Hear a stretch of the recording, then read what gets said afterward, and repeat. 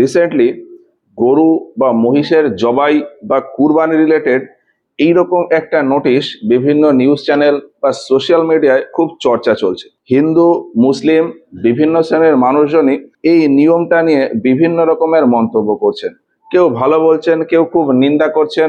এখন এই অবস্থায় দাঁড়িয়ে অনেকেই হয়তো ঠিক বুঝতে পারছেন না যে আসলে পুরো বিষয়টা কি হচ্ছে। সরকার যদি এইরকম একটা পদক্ষেপ নেয় তাহলে এর পেছনে সরকারের এক্স্যাক্টলি ঠিক কি উদ্দেশ্য রয়েছে। অনেক মুসলিমরাই মনে করছেন যে এই নিয়মের ফলে তাদের জবাই বা কুরবানি বন্ধ করতে বলা হচ্ছে। ফলে তারা অনেকেই চিন্তায় রয়েছে যে সামনে এই যে ঈদের অনুষ্ঠান আসছে, এতে তাহলে তারা কি করবে।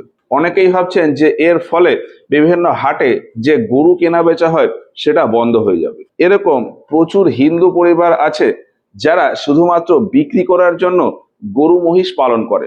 তারা হয়তো ভাবছেন যে এই জবাই বা কুরবানি বন্ধ হয়ে গেলে মুসলিমরা তো আর আমাদের কাছ থেকে গরু নেবে না, তাহলে আমরা এই গরুগুলোকে নিয়ে কি করব। ওই সমস্ত গরু বা মহিষগুলোকে বিক্রি করেই তো আমাদের জীবন জীবিকা চলে, সেক্ষেত্রে আমরা কিভাবে চলবো। এইরকম বিভিন্ন ধরনের প্রশ্ন আমাদের মনে হয়তো আসছে।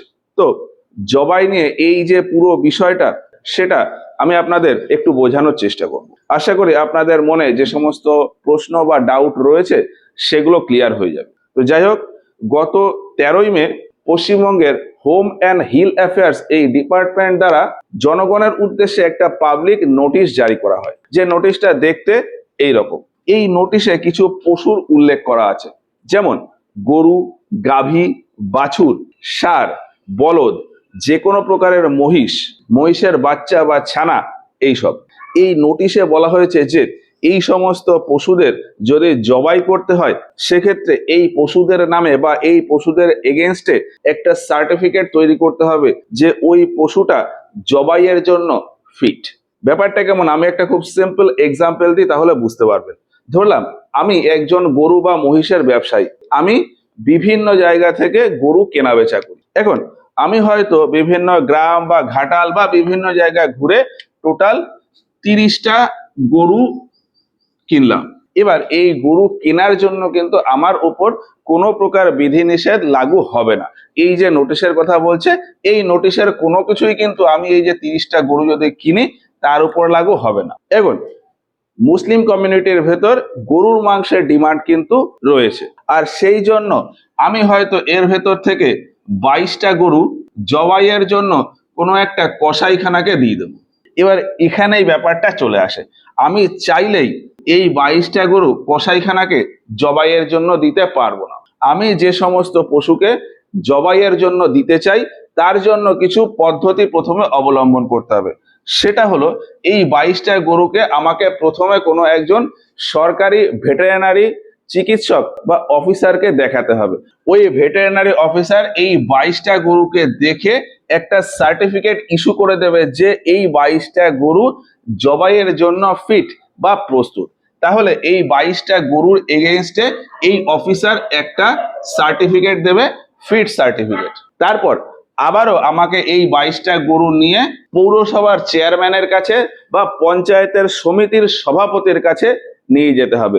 এখন লোকাল অথরিটি অর্থাৎ পৌরসভার ওই চেয়ারম্যান বা পঞ্চায়েত সমিতির ওই সভাপতি, তারা এই 22টা গরুকে দেখে আবারও একটা সার্টিফিকেট দেবে যে এই 22টা গরু জবাইয়ের জন্য ফিট বা প্রস্তুত। তাহলে এই 22টা গরু বা মহিষের এগেইনস্টে পৌরসভা বা পঞ্চায়েত সমিতি থেকেও আরো একটা সার্টিফিকেট ইস্যু হবে। তার মানে আমি এই যে 22টা গরু জবাই দিতে চাইছি এর জন্য আমার কাছে দুটো সার্টিফিকেট হবে। এই দুটো সার্টিফিকেট যদি আমার কাছে থাকে তবেই আমি এই গরুগুলোকে জবাইয়ের জন্য কসাইখানায় দিতে পারবো। এই নিয়মে এই রকমটাই বলা হয়েছে। এখানে আরো একটা ইস্যু আমাদের মনে আসতে পারে যে আমি হয়তো এই সার্টিফিকেট তৈরি করলাম না বা এই সার্টিফিকেট তৈরি করতে চাইলাম না। আমি এই কসাইখানার লোকেদের সাথে কথা বললাম, এই কসাইখানার লোকেরাই বললো যে ঠিক আছে, আপনাদের কোনো সার্টিফিকেট তৈরি করতে হবে না, আপনি শুধু গরু বা মহিষগুলোকে দিয়ে যান, যা করার আমরা করে নেব। তাহলে এইটা কি করা যাবে? দেখুন, এই নিয়ে স্পেসিফিক কোনো নোটিশ বা রুলস কিন্তু নেই। তবে এই নোটিশটা অনুযায়ী কসাইখানার এখানে একটা দায়িত্ব রয়েছে। সেটা কি, কসাইখানা যখন এই রকম সার্টিফিকেট ছাড়া যখন এই 22টা গরু কিনলো, তখন যখন এই গরুগুলোর জবাই দেবে, তখন এই জবাই দেওয়ার আগে এই দুটো জায়গা থেকে সার্টিফিকেট ইস্যু করিয়ে আনতে হবে। যতক্ষণ না পর্যন্ত এই গরুগুলো বা এই পশুগুলোর এগেনস্টে এই সার্টিফিকেট তৈরি হচ্ছে না, ততক্ষণ পর্যন্ত এই কসাইখানা এই পশুগুলোর জবাই দিতে পারবে না। এবার এই বিষয়টা কে দেখবে? এই বিষয়টা দেখার জন্য বিভিন্ন গভর্নমেন্ট অফিসিয়ালসরা যে কোনো সময় এই কসাইখানায় ভিজিট করতে পারেন। এই নোটিশ অনুযায়ী বলা আছে যে কোনো গভর্নমেন্ট অফিসিয়াল যদি কসাইখানায় ভিজিট করে, সেক্ষেত্রে কেউ তাকে ইন্সপেকশন করা থেকে বাধা দিতে পারবে না। এখন যদি ওই অফিসিয়ালস দেখে যে এখানে যে সমস্ত জবাই হচ্ছে সেগুলোর ফিট সার্টিফিকেট নেই, সেক্ষেত্রে ওই কসাইখানার বিরুদ্ধে আইনি পদক্ষেপ নেওয়া হবে। তো এই বিষয়টা গেল। এখন এখানেই চলে আসে ওই কুরবানির ব্যাপারটা। ধরলাম আমি একজন মুসলিম ব্যক্তি, ঈদের সময় আমি একটি গরু বা মহিষ কিনে কুরবানি দিতে চাইছি। তো এক্ষেত্রেও নিয়মটা ঠিক একই রকম। আমি কোনো হাট থেকে বা কোনো ঘাটাল থেকে বা কোনো ফ্যামিলি থেকে একটা গরু কিনে নিয়ে আসব, এতে কোনো সমস্যা নেই। কিন্তু ওই পশুটাকেই যখন আমি কুরবানি দিতে নিয়ে যাব বা জবাই দিতে নিয়ে যাব, তখন নিয়ম মতো আমাকে এই দুটো সার্টিফিকেট তৈরি করতে হবে, যেটা আমার পক্ষে একটু অস্বস্তিকর মনে হতে পারে যে আমি একটা অনুষ্ঠান করব, তার জন্য আবার এই তামঝাম করতে হবে। এর থেকে ভালো যে আমি গরু হয়তো কিনতেই চাইবো না। এখন আমি বা আমার মতন আরো অনেকে যদি এই একই রকম সিদ্ধান্ত নেয় যে আমরা গরু কিনবো না, সেক্ষেত্রে কোনো হাট বা কোনো ঘাটাল বা কোনো ফ্যামিলিতে তো গরু বিক্রি হবে না। এখন তাদের যদি ওই সমস্ত গরু বিক্রি না হয়, সেক্ষেত্রে গরুর থেকে তাদের ওই আয়টাও কিন্তু আর হবে না। আর এই জন্যই হয়তো বিভিন্ন রকমের মানুষ এই নোটিশটা সম্পর্কে বা এই নিয়ম সম্পর্কে বিভিন্ন রকম নিন্দা করছেন, এই রকম বিভিন্ন টাইপের কথা বলছেন। তো এই বিষয়টা আশা করি আপনারা বুঝতে পেরেছেন।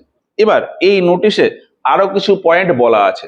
যেমন বলা আছে যে এই যে জবাইয়ের ঘটনা, এটা একটা নির্দিষ্ট জায়গাতেই হবে, অর্থাৎ লাইসেন্স প্রাপ্ত যে সমস্ত কসাইখানা রয়েছে সেখানেই হবে, অথবা লোকাল অথরিটি যদি কোনো জায়গা স্পেসিফাই করে দেয় তাহলে টেম্পোরারি সেখানে জবাই করা যেতে পারে।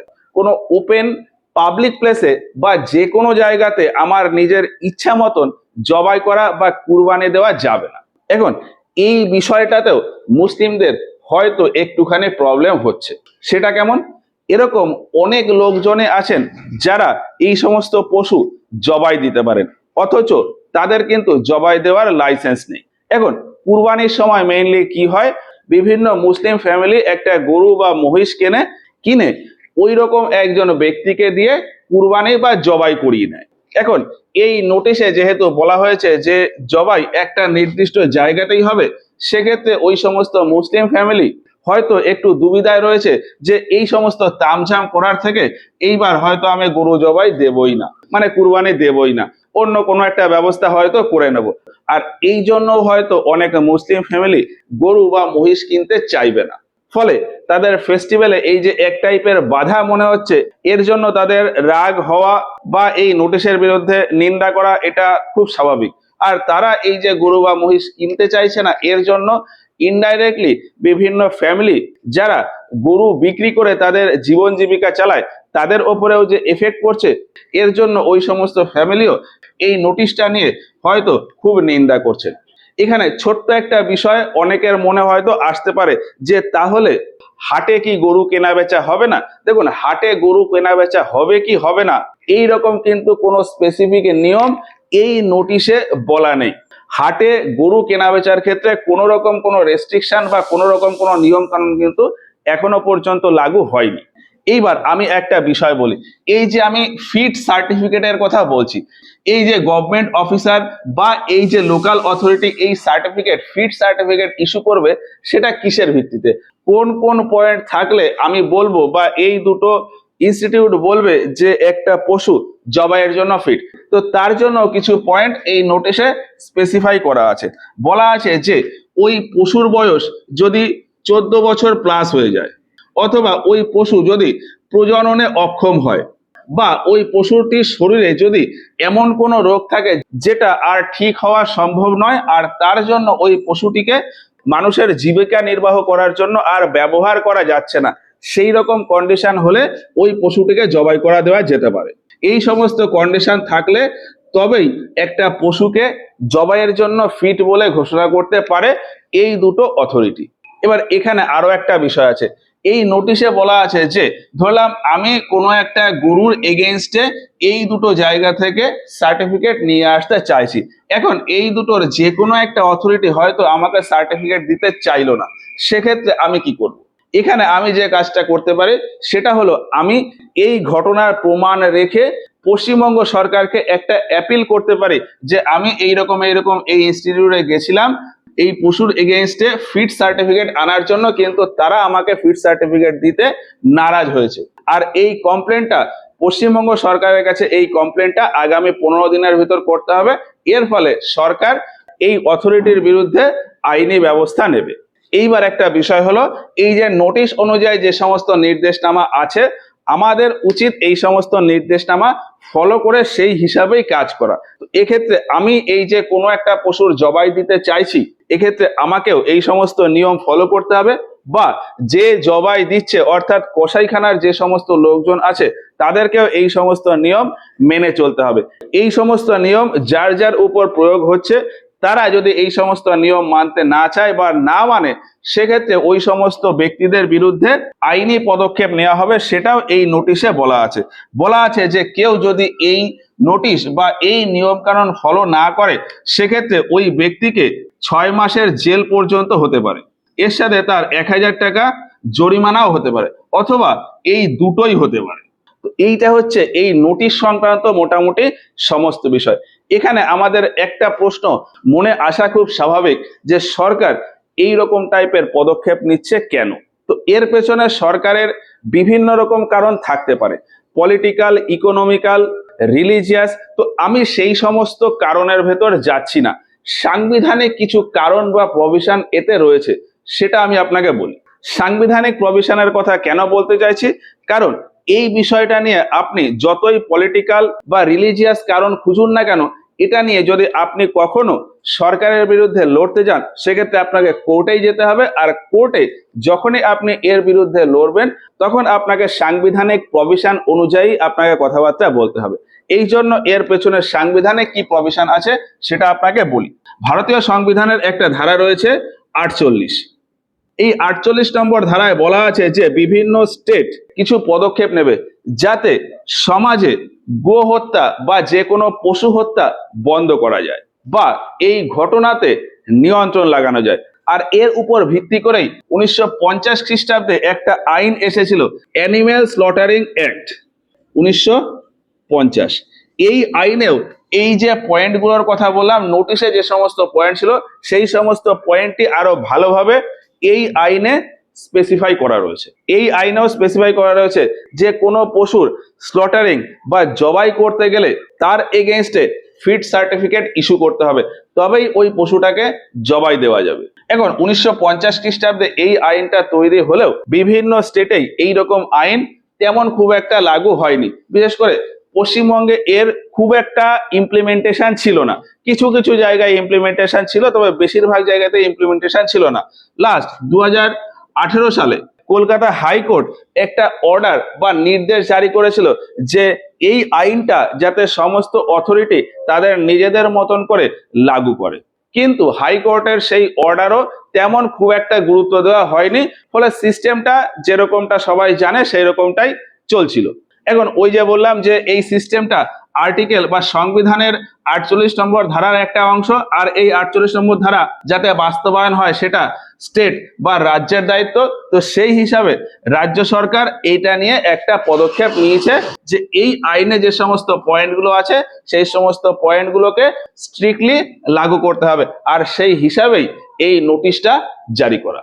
এবার এই নোটিশ সম্পর্কে একটা ইন্টারেস্টিং ফ্যাক্ট আপনাকে বলি। আমি এই নোটিশটা বিভিন্ন জায়গা থেকে খুঁজছিলাম, কিন্তু অফিসিয়ালি তেমন কোনো ওয়েবসাইট থেকে এই নোটিশটা খুঁজে পাইনি। শেষমেশ একটা ওয়েবসাইট থেকে আমি পেয়েছি, সেটা হলো WB এক্সপ্রেস। এই ওয়েবসাইট থেকে, এই ওয়েবসাইটের ভেতর বিভিন্ন ডিপার্টমেন্ট যে সমস্ত পাবলিক নোটিশ বা সার্কুলার জারি করছে সেই সমস্ত নোটিশ পাওয়া যায়। তো তার ভেতর home and hill affairs department থেকে আমি এই নোটিশটা পেয়েছি। এবার এই নোটিশটা পড়ে আমার একটা জিনিস একটুখানি অন্যরকম লেগেছে, সেটা হলো অনেকেই বলছেন যে এই নোটিশটা স্পেসিফিক সামনে যে কুরবানির ঈদ আসছে তাকে টার্গেট করে তৈরি করা। এখন ইনডাইরেক্টলি এই রকমটা হলেও এই নোটিশের ভেতর কিন্তু কোথাও এই রকমটা লেখা নেই যে নেক্সট ঈদের জন্য এটা আরো বেশি করে লাগু করা হলো। হ্যাঁ, উপরে হেডিং এ এইখানে হয়তো লেখা আছে, তবে হেডিং এর এই লেখাটা শুধুমাত্র ওই ওয়েবসাইটে মানুষজনকে বোঝানোর জন্য করা। অ্যাকচুয়াল নোটিশটা যেখান থেকে শুরু তারপর থেকে কিন্তু কোথাও এইরকম টাইপের স্পেসিফিক করে ঈদের কোনো কথা লেখা নেই। আর আরেকটা বিষয় হলো যে এর ঠিক নিচের দিকে আরো একটা নোটিশের লিঙ্ক রয়েছে যেটা 2022 সালের। এই সেম টাইপের নোটিশ এর আগে 2022 সালেও লাগু করা হয়েছিল, তখন হয়তো কেউ এটাতে খুব একটা গুরুত্ব দেয়নি। এখানে এই 2026 সালের নোটিশে যে যে পয়েন্ট আছে 2022 সালের নোটিশেও কিন্তু ঠিক সেই পয়েন্টই ছিল। তো যাই হোক, এই নোটিশটা সম্পর্কে ওভারঅল বিষয় আশা করি আপনারা বুঝতে পেরেছেন। এরপরেও আপনাদের বিভিন্ন মতামত কমেন্টে আমাদের জানাবেন। আজকের মতো এইটুকুই, দেখা হচ্ছে এর পরের ভিডিওতে অন্য কোনো একটা বিষয় নিয়ে। ধন্যবাদ।